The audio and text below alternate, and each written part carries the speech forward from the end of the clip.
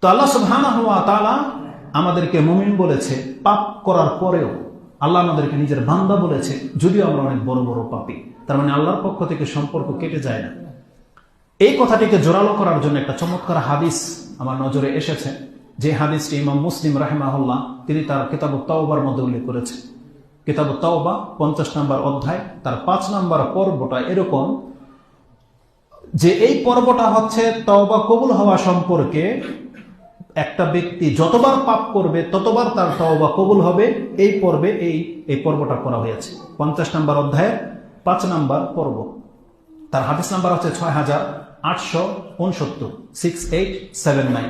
এটা আপনি বাংলা অ্যাপস অথবা আই হাদিসের অ্যাপসে পেয়ে যাবেন। এই হাদিসটি আবু হুরায়রা রাদিয়াল্লাহু তাআলা আনহু থেকে কোট করা হয়েছে, আনি নবী সাল্লাল্লাহু আলাইহি ওয়াসাল্লাম ফিমা ইয়াহকি আন রাব্বিহি আযজা ওয়া জাল আযনাবা আবদুন ফাকালা আল্লাহুম্মা গফির লি যামবি আল্লাহুম্মা গফির লি যামবি ফাকালা আল্লাহু সুবহানাহু ওয়া তাআলা আযনাবা আবদি যামবান ওয়া আলিমা আন্না লাহু রাব্বান ইয়াগফিরু যামবান ওয়া ইয়াখুযু বিযামবি সুম্মা আদা ফায়াজনাবু ফাকালা আয় রাব্বি গফির লি যামবি ফাকালা আল্লাহু সুবহানাহু ওয়া তাআলা আযনাবা আবদি যামবান